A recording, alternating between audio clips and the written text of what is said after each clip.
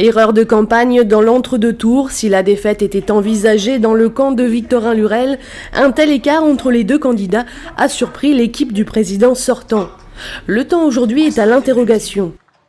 Eh bien, l'une des erreurs, c'est que notre candidat avait une équipe, une majorité régionale qui était très proche de la population, qui pratiquait la proximité, et apparemment, ça ne s'est pas suffisamment vu. On n'a pas suffisamment mis peut-être aussi en valeur les nombreuses réalisations. Peut-être que c'est un peu dans la campagne qu'elles sont apparues, alors qu'effectivement, ça fait déjà plusieurs années que eh bien, la région Guadeloupe travaillait efficacement. Et je crois que la campagne a commencé très tôt également, ce qui a fait que eh bien, les troupes sont peut-être arrivées dans les 2 semaines charnières un petit peu fatiguées. Et puis en fait, je crois qu'il y a eu de part et d'autre un peu trop peut-être... je dirais de virulence, certains propos, certaines caricatures. Donc je crois que le message qui a été envoyé, c'est un message de, eh bien, faites de la politique de façon très propre, faites une campagne vraiment sur des projets, des idées, et je crois que c'est ce que nous allons mettre en pratique pour l'avenir. Sûrement que ces élections, il y avait une vraie envie de changer. Les gens n'ont pas cherché à savoir ce qui s'est passé avant ce qui va se passer.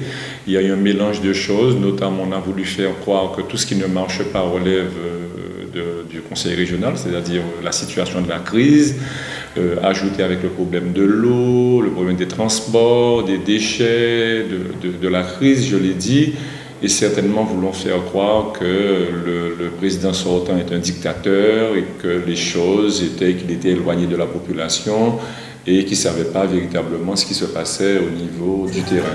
Autre bémol, la personnalisation et la municipalisation de la campagne régionale.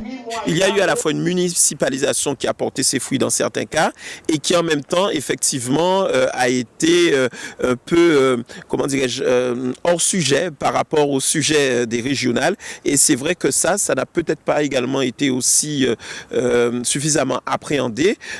Ma foi, il faut reconnaître, et je suis sûr qu'il le reconnaîtra lui-même, car Richard Luce ne s'attendait peut-être pas à faire autant de scores aussi favorables dans certaines communes. Ça montre que eh bien, au-delà d'une municipalisation, c'est une personnalisation du scrutin qui, pour le cadre des régionales, est de plus en plus souhaitée par la population et les électeurs.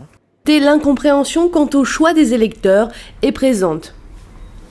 Ce qu'on a souvent mis en avant, c'était le président sortant est un dictateur, il fallait changer de modèle, il fallait faire la croissance verte et la croissance bleue, ce qui se fait déjà, la solidarité, ça a beaucoup fait. Moi, ce que je regrette, c'est que paradoxalement, à cette campagne-là, j'ai eu l'impression plus, parce que nous sommes les sortants, que le candidat qui a travaillé pour le petit peuple, c'est justement Victorin Lurel. Et contrairement à ce que j'ai pu entendre aujourd'hui, c'est le candidat qui arrive, qui a gagné, qui veut travailler pour le petit peuple, mais dont sa campagne a été financée par un certain patronat et de gros patronats. Donc je ne comprends pas très bien la compatibilité. L'équipe de Victorin Lurel n'est pas en repos. Pour les adhérents au Parti socialiste, une réunion est prévue cette semaine et prochaine étape, préparer les présidentielles.